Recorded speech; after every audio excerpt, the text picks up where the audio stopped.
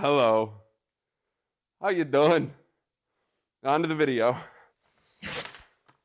Everything you're seeing is being recorded live on Twitch. This is all a proof of concept. No idea how well any of this will work, but welcome to the frickin' show. For all of my recording and streaming, leveraging VR, my preferred headset is a Quest 3. Quest 3 has an app that you can leverage so that way everything I see, you can see. Let's check that out now. Here's my POV while leveraging my Quest. Of course, we have a few different apps running at the time to make this all work, but the point is, I wonder how much we can actually do with this.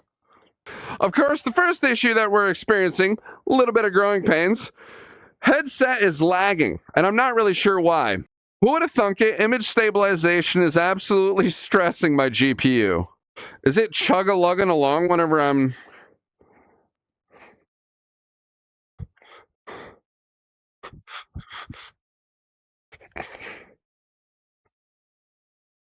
It's not image stabilization, dude.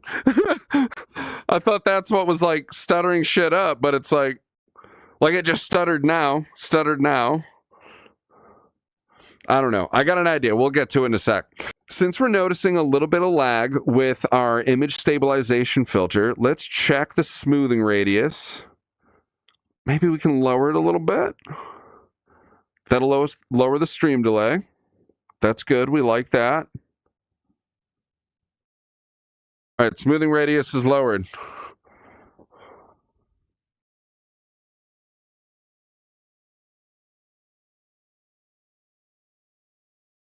So far, nothing. Okay, so overall, this definitely takes a lot out of my computer, which would possibly explain, why I'm getting some stutters here and there, right? But that's more a my end thing. It sounds like it's not going to be a your end thing, so moving forward. Remember when I said this was all recorded live on Twitch? Well, that was a heckin' lie. There was actually a test I did a few days before stream in my garage. While working in the garage, this router was turned off.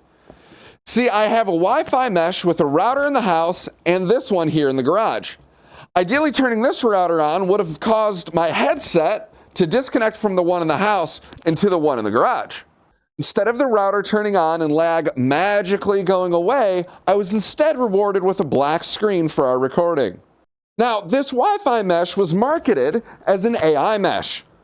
But clearly, whatever brain is running this setup is an smoothed brain. Speaking of smooth-brainedness, my caveman brain was not able to come up with an elegant solution for this connecting to the wrong router problem. So now I simply start my headset next to the router that's going to be closest to stream location. Starting headset next to the router for a given stream location will mean that I'll need to disconnect the headset if I desire to switch stream locations. I tested this out live on stream as well. I gotta stop casting, so you guys are about to lose everything here. Right now I'm closing out the cast. Oh, it says it's already off. That's no good. As you just heard, once I disconnected the headset from my computer, I actually lost mic. Luckily for me, after the headset restart and reconnecting everything, the mic came back. So, couple of big gotchas here. Seems like Windows is deciding that it just wants to change the default audio settings after I disconnect the headset. Windows is big dumb. Also, I had to physically be in the right spot whenever I actually connected my headset back to my computer. Dang, all my windows are on the other side of the house because that's where I open the app at. Connecting my headset to the computer is only the battle. This ain't no Car Guy podcast. The video quality really matters here. And in my case, it's point of view. 3D printer, baby. So we need to fix this guy right here. It's dusty old Antonio, dude. Literally dusty AF. Jesus. Embarrassing. Embarrassing. The garage stream showed us multiple issues with our video recording quality. Look at how dark this footage is.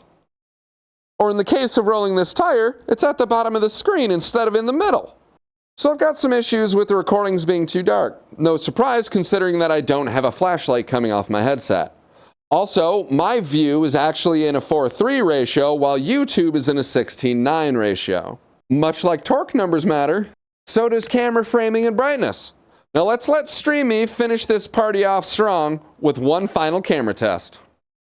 So it's a little hard to see all this through the Quest pass-through. And there's definitely some artifacting that happens up at the top of the eyes and whatnot.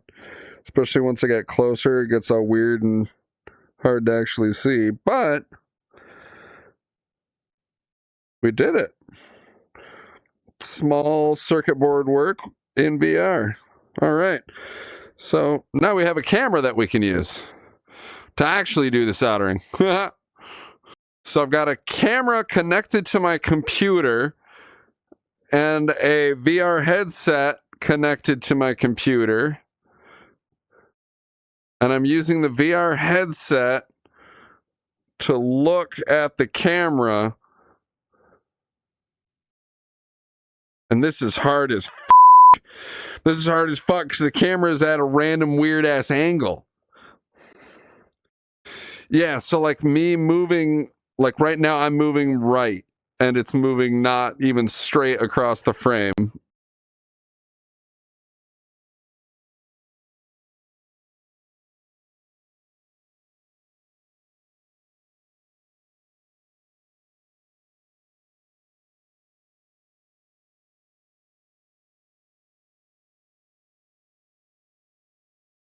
This is not easy, and I'm clearly f***ing the board up. Oh, this is bad. Solder stuck. Door stuck. So while my Comanche is up and running on a Speedwino ECU, I've clearly got some stuff to do so that I can bring live streaming into the garage. Hey, just real quick, appreciate you. It's the end of the video. You made it here. So if nothing else, I appreciate that. If you end up dropping a comment or saying hello, I appreciate that even more. No, I'm going to be here doing my goofy goober thing, so catch you in the next one.